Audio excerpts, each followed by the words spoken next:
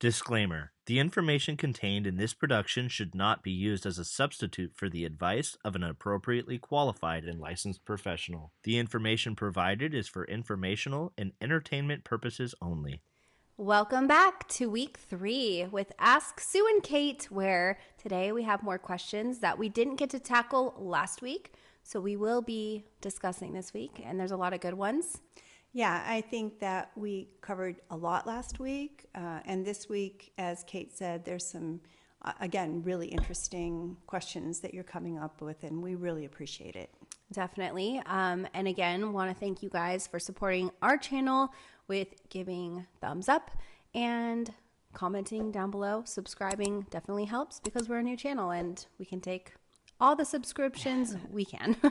And we're appreciative of that too. We kind of prefaced this last week, but I wanted to make sure to mention it in the beginning this week. There will be a very, very heavy question, and it will be toward the end of the video. So I just want to make sure you guys are aware that there is a question that is a very sensitive topic, and it has to do with a particular person unaliving themselves.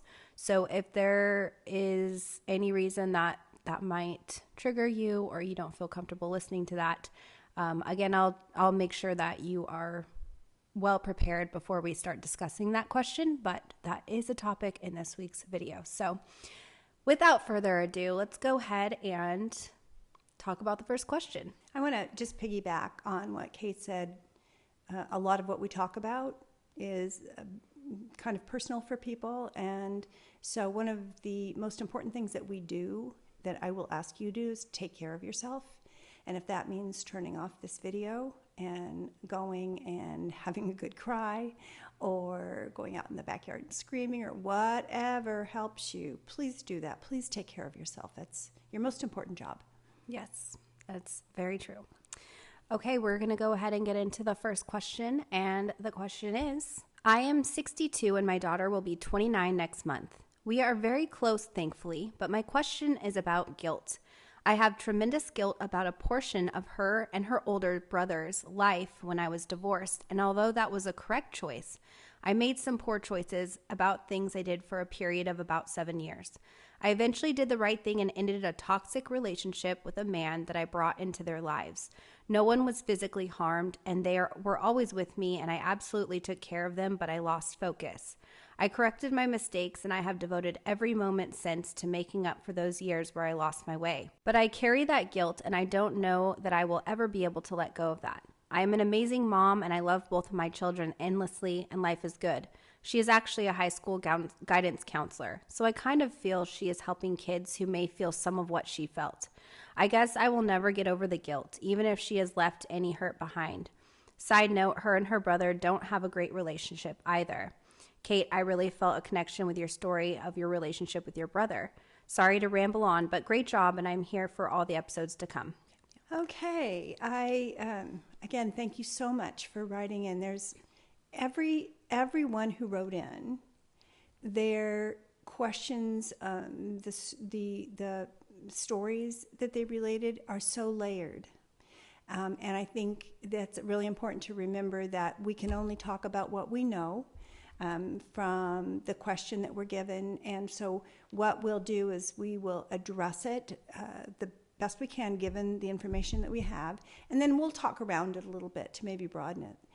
For this particular question or concern, actually, is guilt has a place when you're 2, and you steal some candy, and your parent takes you back to the cash register and says you need to give this person that candy back, and you need to, or give them a nickel. Tell how old I am. Give them a nickel and apologize for doing that. It's not okay. We kind of want our kids to feel responsible for that. As we get older, what guilt does is beats us up. It doesn't change anything, doesn't make anything better. And sometimes it bleeds into a relationship that doesn't build the relationship, but harms the relationship. And it sounds like you were a really great mom, and for what counted. You kept your kids safe, for heaven's sakes. You were in a toxic relationship. Maybe you were modeling some behaviors and some relationship issues that you're sorry that your kids saw. However, you got yourself out of it. Your kids are thriving. Like I said, you're just beating yourself up over something. You can't change it. You can't go back and undo it. Your daughter it sounds like she's gotten over it and she's forgiven you. I don't know that the relationship between your son and your daughter your son and your daughter has anything to do with that, because my kids don't get along and we didn't do anything except for stay married in a healthy relationship. What I would say to you is to write yourself a letter and say in that letter the things that you did, and that you would not make those choices again, knowing what you know now, and that part's over, and that you allow yourself to be done with it and have a really good relationship with your daughter, because you can really taint it with guilt, and you can actually push her away. I'm so sorry, I'm so sorry, I'm so sorry. And you can push her away by trying to make up for something you can't undo and you can't make up. You did a good job. Let yourself celebrate that. Yeah, that's so. I agree. I feel like that's really sound thoughts, and I think that writing the letter is great. Oh my gosh, it's so therapeutic to write and to journal and stuff like that. I just have a question about the letter. Okay. Do you recommend she does something with that? Does she burn it? Does she keep it? Does she give it to her daughter or her son? Like, what is this letter's purpose and where does it go? Thank you for the follow-up question. That's really important. The purpose of the letter is for you to for the lack of the more scientific term, to throw it up, to regurgitate it, to barf all that negativity that you've got going on inside of you, to put it on paper and then go back and reread it. And then I think sometimes it depends. I will often say burn it and just be done with it. But another thing that you can do is put it away and go back and reread it when you need to remind yourself of not only what you rue, but also what you are grateful for since that. And so maybe, come to think of that, maybe you write 2 letters. Write one to get rid of that black stuff inside of you that you experience as guilt, and maybe a second one to be the things that you're proud of that you did as a parent, and maybe before and after that toxic relationship, because you gave them a great foundation, obviously, before the toxic relationship, and then after, what you modeled was not hanging in there and staying in a unhealthy relationship. So I think 2 letters, yeah, and then do whatever you want with them. Keep them and reread them, burn them. Don't burn the good one. Keep that one. Keep it in your wallet. And to remind yourself, at the end of the day, let go of the guilt. It serves nothing. It solves nothing. It causes more pain. Yeah, I think guilt is terrible. It's so debilitating and can, like you said, hinder you in your life, and just it's not good. What I'm curious and what I'm wondering is, where you said, don't keep bringing it up because it can hurt your relationship with your daughter and her son. Maybe perhaps her kids are bringing it up occasionally, and that's where the guilt's coming from. She never said this, but I'm just kind of playing around with the question and trying to figure out other aspects of the relationship and thinking, kids sometimes, adult children have a hard time letting go of past experiences, especially childhood experiences, even if they're not terrible.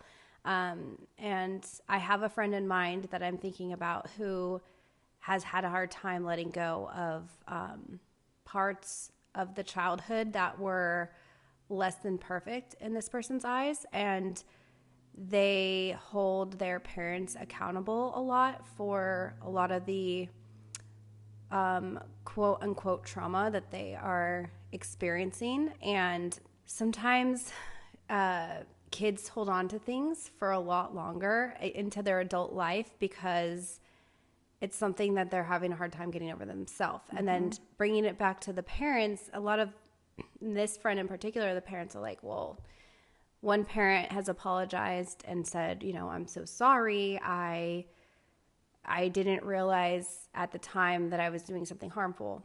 And the other parent is hasn't apologized, but also is kind of like, well, this is just the way that we raised you. And so I think for a child to continue to bring these things up to their parents in adult life, that's where it gets tricky, because I personally don't even know how a parent manages and navigates that, because if it's your child and they're coming to you with issues and it's happened multiple times and they can't get over it, at what point does the parent, first of all, they want to heal their child because they don't want their child holding on to this particular part of their life, but also like what does the parent do if the child just can't get over it and they keep blaming you? That's a whole nother reality, because that happens. I know, it happens a lot. Yeah, and so in the case where the child is having trouble getting over whatever their trauma was, is that their need to punish their parent is paramount. It's like, you remember what you did to me, and often the child has an ideation about, or a memory that is more dramatic, perhaps, than what actually happened. Not just what the parent remembers happened, but what actually happened. There are kids who have horrific lives, horrific. And I am not discounting those. That's a subset. That's a completely different thing than we're talking about here. And so we all know that perception is reality. And so what I think is what I believe is what I know is how it is. And so a child that's holding on to some perceived wrongs and needs to keep putting the parent in their place is the one that is holding on to something that can't be changed. Let's role play this for a minute. Sure. Just, you're the kid and you're telling me something that you remembered. Okay. I remember when I was young and I'd get in trouble, I would get spanked, and now I resent you for that, and I feel like you were abusing me. This is not true. This is not true. I never got spanked. I think one time. Yeah, one time, because she ran in the street.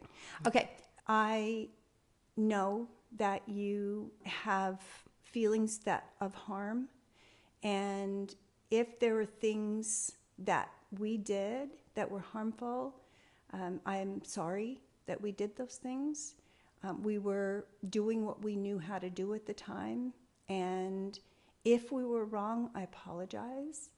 And I hope that we can move on from this. You can ask me as many times as you need to, and what I'm going to say every time is, I love you. And if I had it to do over again, knowing what I know now, I would have done it differently. Thank you. I feel a lot better. Okay. So something hopefully that's like that. The way it ends. Yeah. It doesn't always end like that. That was pretty, in a nutshell. That was like a 30-minute murder mystery solved. Yeah. But no, I think that's good, because I feel like what you did was you took accountability for the part that you had control of, and saying like, hey, I do apologize if you felt like I did something wrong, or if I hurt you, whatever. And then you also said, if I could do it over again, I would. And I think that's a really important factor, because I feel like kids need to hear that as a parent, you're not perfect. And that's something that you don't really find out until you're older. And especially once you have kids and you realize like, wow, you put your parents on a pedestal, you idolize them, and they're supposed to be the one that knows everything, and you trust them with the world.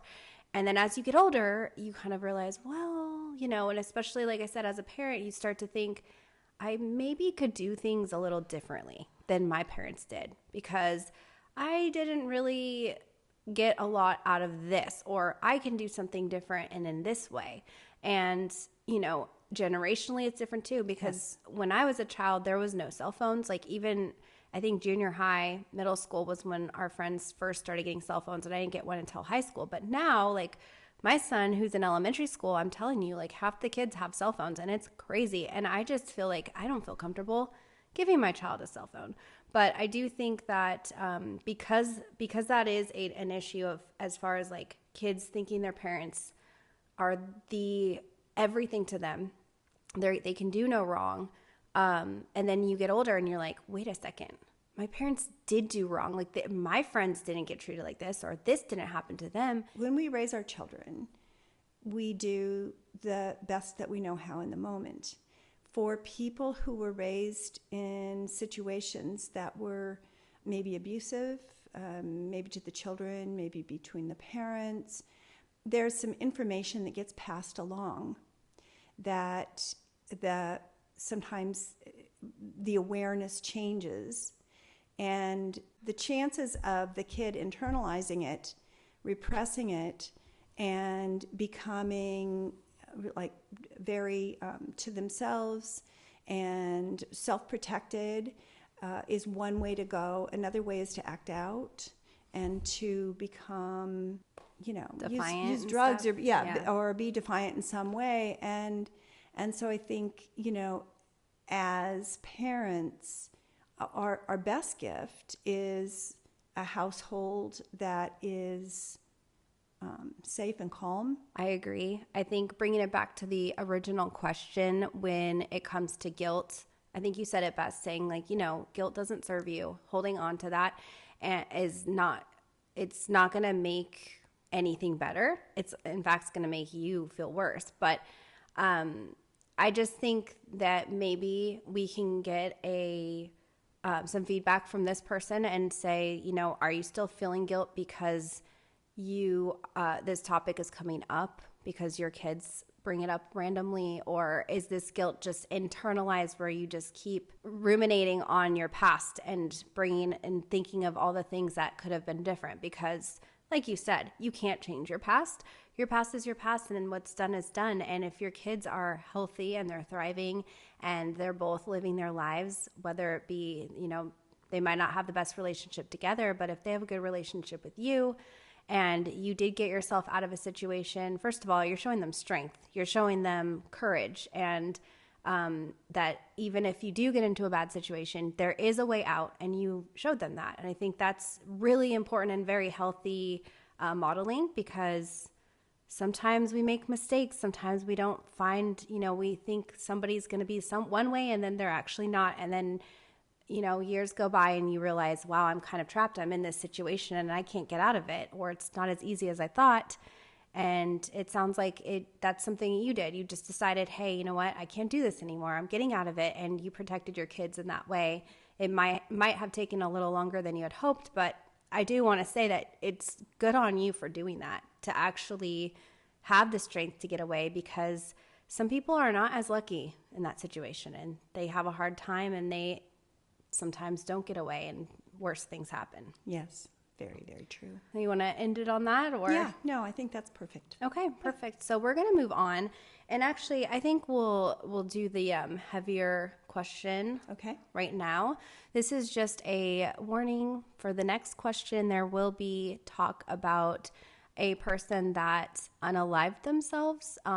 We can't say the word because it's on YouTube. So if you guys all understand what that means, this is your opportunity to click out right now, just so that way, if you don't feel comfortable about this topic, you can come back and listen to the end or the next question, because we have one more after this. This May will mark 8 years since we lost my husband's daughter, my stepdaughter. She was 14 years old. At the time of that loss, we had 2 other daughters, 4 years old and 6 months old. Now they are 12 and 8, and we also had a surprise daughter who is now 6. I have a lot of PTSD and fears stemming from such a sudden and traumatic loss, and I often have fears about losing one of our other daughters. It can be debilitating and make me feel really alone. No other parents I know have the same fears as me because they haven't had to put a child in the ground. No loss is equal to another, obviously, but nobody I know can really relate, even a little bit. I've tried getting my husband to go to support groups, but he's a very private person. I'm so emotional, I don't think I want to go to one alone.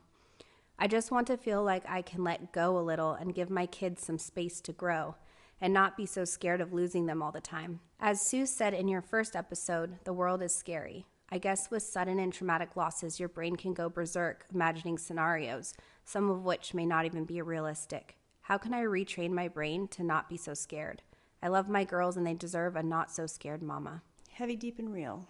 This is one of the worst things that can happen, I think, is the loss of a child. Yeah. I am so sorry for your loss, and I am so sorry for how it happened. That you have gone forward and that you're still married, frankly, is a tribute, because after tragedy, sometimes people can't hang in there together, but that you've stayed together and you're raising your girls as a couple is you're already doing some really good things.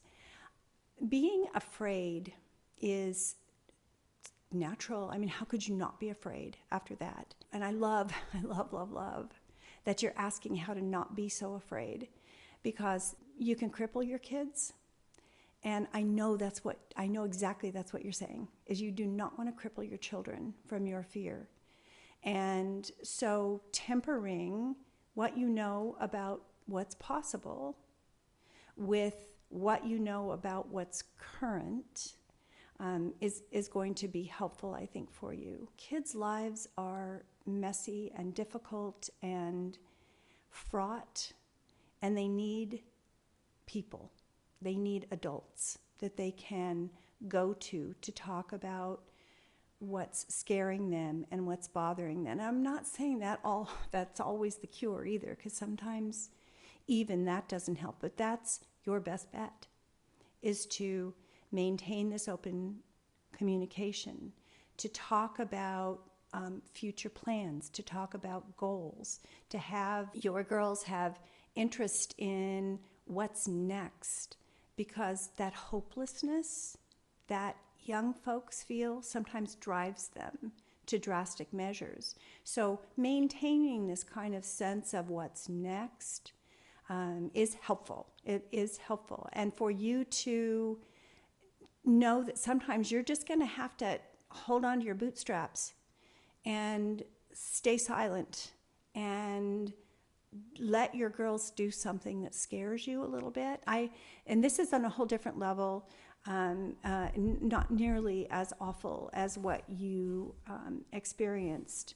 But Katie went to elementary school with a young woman, young girl. They were 8 years old when this particular incident occurred.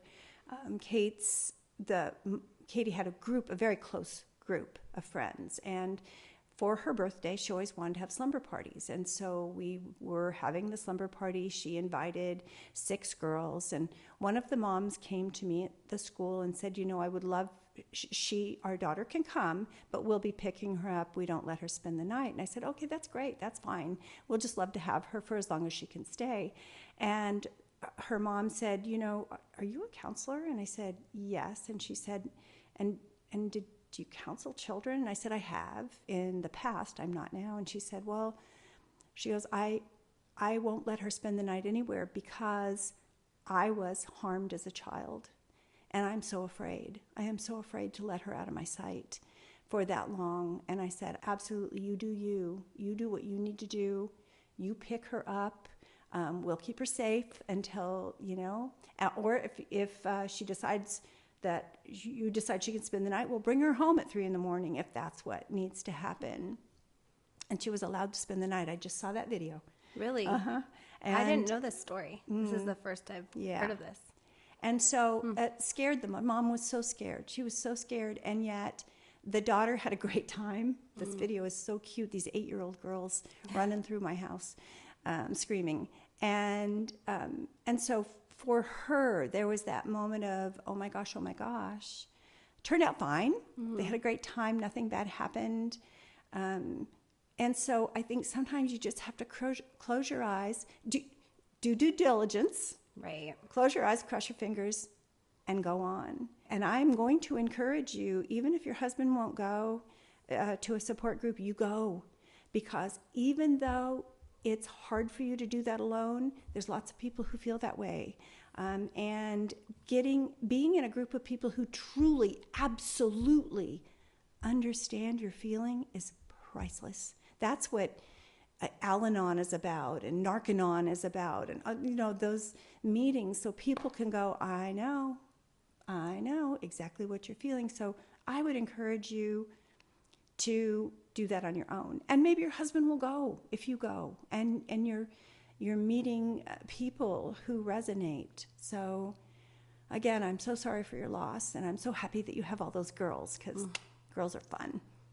Yeah, I also want to say I'm really sorry for everything that you've been through, because that is an unimaginable scenario, and there are parents that have unfortunately gone through that, like you. And I think something that I did want to say is, I think it was the last episode that you talked about this, but I feel like it's really important. I think you said something, it was briefly, about mental health, and to make sure that you are checking in on your kids, to make sure that like you said, communication is such a big key thing, especially as children. And obviously, sometimes even if you communicate and you know everything about your kids, they can still hide things from you, and they can still hide how they feel. And, that's very unfortunate. But I think what I think you were saying too is just keeping open, honest communication. And I feel like everything you said, I wouldn't have been able to even know where to start in this conversation, because even as this woman put it, she is kind of like, nobody can relate. Nobody understands truly how this feels. And so, yeah, I agree. You should go to the group or go somewhere to talk about that, because no one will understand that feeling unless you go somewhere to a place that other people have had this happen. And I think it's something that would be very beneficial for you. And you never know, you might meet somebody that's going to be a lifetime friend that you can call when you're having a really bad day or when your thoughts are taking over, and that person can be there to support you, and vice versa. Maybe you could be that person's support too. And you just never know who you can meet in those situations. And it's so different to have a friend support, especially a friend that's been through something similar, than your husband's, because your husband and you both went through the same exact thing, and you're both grieving in different ways, obviously. And so I think sometimes when you don't feel like you can talk to your spouse, you have somebody that you can call and say, oh, like, I just feel terrible today, and I just don't think my husband will understand. So let me talk to you and help me get through this. And sometimes that helps. Absolutely.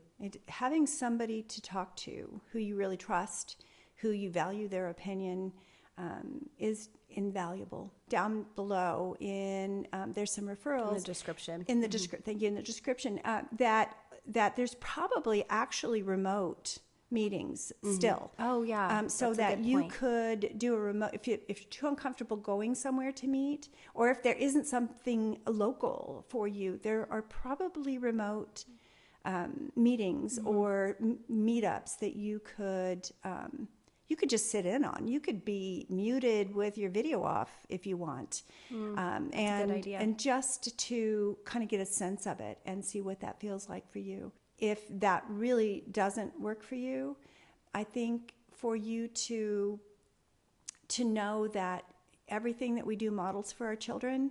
My mom was deathly afraid of water, and so I have always been kind of afraid of water. And so I did not want to pass this fear along to the kids. So when they were in the ocean on their dad's back, swimming out to sea, I would have to leave. I would just get up and walk away, because I really didn't want them to see the panic on my face or say, what are you doing to my kids? So being strong and courageous and brave and facing things that are scary models some really important things for your girls. They actually benefit from your not being so afraid. I think that was a very brave and courageous question, first of all, to ask and put out there. But I do think that you are making the right steps. You are, first of all, reaching out, and it's been 8 years, which probably still feels like no time's gone by at all. So I think there are steps that you can take, and this maybe is the first one where you're just kind of getting your feelers out, and maybe you've already taken other steps that we don't know about because this was just a short question, but I am encouraged that you even felt comfortable to ask, and I think there's some other things that maybe you can try, but we do want to thank you for asking such a sensitive topic question. I think it's important, and I'm sure there's other people listening right now that will walk away with some tools that maybe will help them end some of the things and traumas that they've dealt with as well. So thank you for that question. Question number 3. My daughter, 23 years old, has been diagnosed with BPD. What does that stand for, Mom? Borderline personality disorder. Thank you. And has also suffered from depression and anxiety for years. She lives with me and has been in and out of therapy, tried many antidepressants, anxiety meds, and ketamine treatments. What is your experience with BPD and long-term outcomes? I hear many negative stories, and that is lifelong hard to manage. Emotional regulation is my main concern due to her anger. I'm so afraid for her when I'm gone. She's very attached to me, and her fear of abandonment is so sad. Trying to find her help, but hard to find people who have BPD experience and trusts. Any education or advice would be greatly appreciated. Thank you. You're right. That's a difficult diagnosis.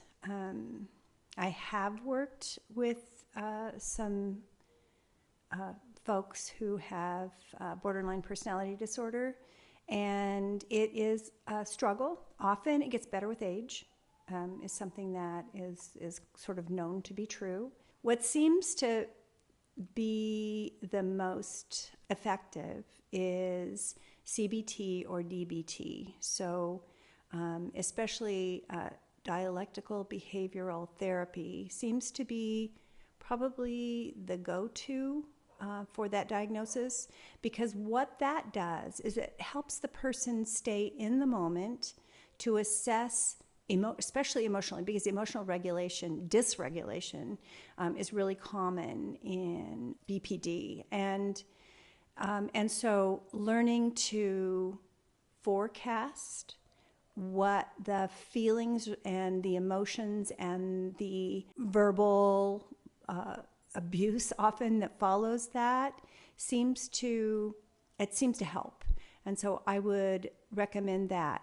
The other thing that I would say is that you're staying calm when there is an outburst, when there is you can maybe learn to sense it coming. Sometimes it comes out of the blue. To know that when there is a really negative, horrible onslaught coming at you, she doesn't mean it. Her disorder is like forcing these emotions, and so much of it for people with borderline personality disorder operate from fear of abandonment. And so when that kind of outburst happens, it's often associated with some sort of a trigger that you might not even know. You might have said, I'm going to the grocery store. And she says, you're leaving me. And has this emotional outburst. And it can be really mean. And so I think, looking for, if possible, specialists in your area. And you said that was hard to find, and I would agree with you. But if you actually look for somebody who specializes in DBT, dialectical behavioral therapy, that might put you in the right direction. I obviously have no expertise in this at all. I've heard of it, but I don't think I've had any friends with this disorder. But what I was going to ask you is there medications that people with this disorder have, or is there any type of is it a chemical imbalance? Like, I'm trying to understand more about this for those that maybe don't understand it as well, they can maybe give a better picture on how this can be, aside from just the therapies that you were talking about. Right. So there is something called the Diagnostic Statistical Manual that mental health professionals use to help diagnose and understand mental illness and personality disorders. And the personality disorders are a different set of disorders from the mental illnesses. And what is believed currently is that medication doesn't necessarily help the personality disorders. That would be like narcissistic personality disorder. Okay. And there are, I think, 8 or 9 of them that are in that category. What medication can help are some of the symptoms. So anxiety disorder. As you said, she has been on some medications.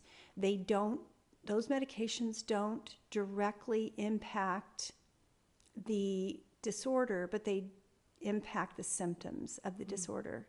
So I think, doing what you're doing and kind of playing around with it, that sounds trite and flip, but I don't mean it that way at all. We don't know, psychiatry doesn't know a lot about brain chemistry, I'm so sorry to say. That so much of any kind of medication is sort of a, let's see if this works, throwing it at the wall to see what sticks, because we don't have blood tests that tell what kind of bipolar disorder a person has or what kind of schizophrenia a person has, so that we can, focus on that particular symptom with accuracy. Everybody's chemistry, their blood chemistry in our bodies is different. That means that some medications work better in some people than others, even for depression. There's how many? I don't know, 20 different depression medications, because not all of them work for each person. So there's sort of a winnowing down. And all of this to say that there is nothing specific for borderline personality disorder, but there are medications that can speak to the symptoms, and that's exactly what you're doing. It's a bit of a difficult diagnosis, and people have it, and people work with it, and people live with it. And so it's not impossible. It's just a little tougher than being able to medicate depression.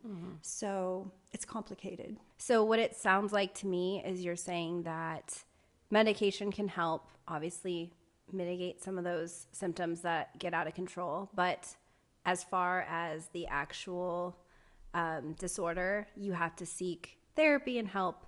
Something else that I wanted to talk about a little bit was, in the beginning you said that borderline personality disorder gets better with age.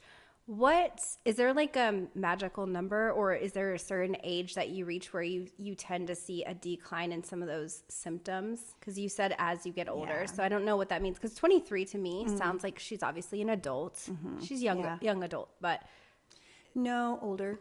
Like maybe 40s, late 50s? 30s, Oh, okay. early 40s. Okay. Symptoms seem to mellow out a bit, and it seemed to be less edgy, less triggered, and less fearful, less clingy. But that it just takes time, and for some people it doesn't go away. But that's just something that anecdotally is noticed, is that there is some minimizing of symptoms as time goes on. I feel like that maybe gives a little hope. Yeah. Because like you said, it's not everybody, everyone's different. There was a certain therapy that you had mentioned that may be easier to find. Do you want to elaborate more on that? Yeah, I think the DBT, you can Google it and look for DBT. Just first off, educate yourself on what DBT is, because it's pretty regimented. It is every day in the week, sometimes twice a week. Sometimes it's residential, depending on the severity of the symptoms. People who are providing the services are knowledgeable. They are strict. There's a lot of rules around DBT, in which if your son, daughter, whoever, grandchild, whoever is living with you with this, you are going to have to participate as part of the solution in that. just regular cognitive behavioral therapy, CBT, also can be helpful. It's a lot less regimented. It also speaks to how your perceptions and feelings are. Am I connecting correctly what I perceive to how I'm feeling about that? Again, less regimented. It's way more kind of mainstream, if you will. So Google those two things, CBT and DBT. Look for specialists in your area, and just play with that a little bit. It's something that seems to help for some. It's hard to know what's best in the middle of a firestorm. But when you have some calm moments and you can have conversation with her, which I'm sure there are those moments, you can talk about some of the therapies that might be used, and you will persevere. Yes, you will, because you're running into us. So that's a good starting point. And obviously, I'm so impressed by everybody that's written in. Seems to have done already some serious work to get to where they are. And it's almost like we just need this extra help or this extra little push. And, you're such a good resource. We're lucky to have you. Thank you. You're welcome. Thank you for being here. Well, that wraps up this episode of Ask Sue and Kate. I hope these were insightful questions for you. I hope you found some wisdom in them and maybe some tools to help you navigate anything you're going through. Once again, I would love to encourage you, if you have a question, to write into our email, which is in the description box below. So please look for that. We also have some resources for mental health. So if there's any of those resources that you need to click, please do so. And again, let's keep the comments in the comment section positive and uplift each other, be positive, try to support each other, because that's what we want to convey to you guys. And so every week I'm just going to be pushy about that. Like, I want a positive support group because this is somewhere where it's a safe place. Come here, feel safe. You can talk to us. We are not judging. We want to help. So with that being said, thank you again for watching, for subscribing, for giving these videos a thumbs up, getting our videos out there to help other people. We appreciate you. And again, I want you to know that we can only speak to what we know from short questions. And so please know that for further help, please see somebody in your area or in a more ongoing basis, and know that what we are providing is more suggestions and ideas and perspective shift. Thank you guys. So we will see you hopefully next week on episode 4. Thanks again for watching. Bye. Bye.